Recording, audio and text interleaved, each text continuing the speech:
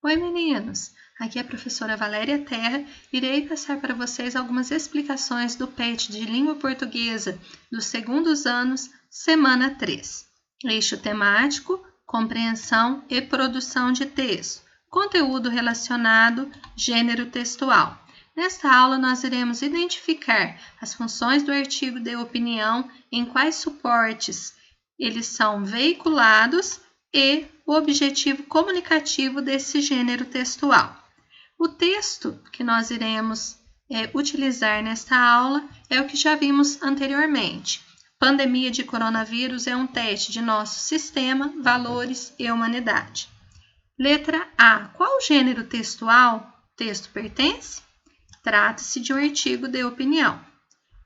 Letra B. Onde se encontra esse gênero de texto? Principalmente em jornais e revistas. Por quê? Porque esses veículos de comunicação, eles são formadores de opinião. Por isso é tão comum encontrarmos em jornais e revistas.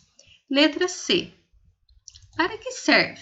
Ele tem como finalidade expor uma ideia e convencer o leitor sobre essas ideias, certo? A letra D, ela é pessoal. Então, eu deixo com vocês, caros alunos, as seguintes reflexões. Já tentou escrever algum artigo de opinião?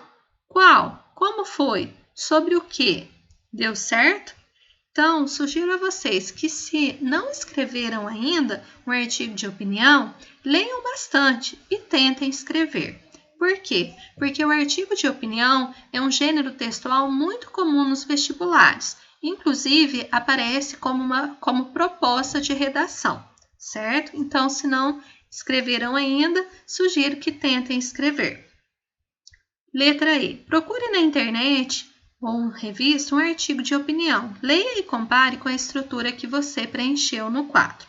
Então, pessoal, eu escolhi um texto para deixar como sugestão de estudo para vocês, certo? Ele tem a estrutura bem parecida com a que nós já estudamos na aula passada. Então, ele possui o título, a autoria, introdução, a contextualização do assunto, tem o parágrafo de argumentação. Inclusive, neste parágrafo, a argumentação ela utiliza um argumento de valor, estudo da London Business School, ok? Aqui a evidência, da opinião da autora, explicitação do ponto de vista. Então, nesse momento, a autora deixa evidente a opinião dela, ok? Então, não esqueçam que para ser um artigo de opinião tem que haver em algum momento do texto a explicitação do ponto de vista. Olha, não há como negar que os números são muito preocupantes. Ainda assim, há esperança na crise. Então, ela usou a explicitação do ponto de vista dela e a contra-argumentação, que é o mesmo que vimos na aula passada, certo? Novamente, mais um parágrafo para argumentação e conclusão do assunto, certo?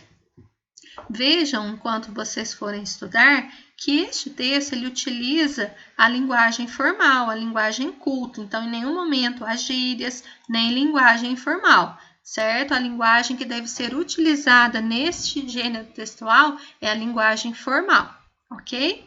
Outra informação importante que eu gostaria que vocês percebessem é o alinhamento dos parágrafos, certo? E também a coerência, que é muito importante. Então, como título, a autora utilizou economia e esperança. Então, ela irá abordar as questões da economia em relação ao Covid e, ao mesmo tempo, a esperança para enfrentar este problema. Então, quando vocês puderem, ao estudar, vocês verão que ela relacionará as atividades econômicas em muitos momentos, as questões, as dificuldades enfrentadas pelos empregados, empresários, consumidores, certo? E, ao mesmo tempo, a questão da esperança para enfrentar essas dificuldades, certo? Então, há que se ter uma preocupação com a economia, sim, porém, é necessário também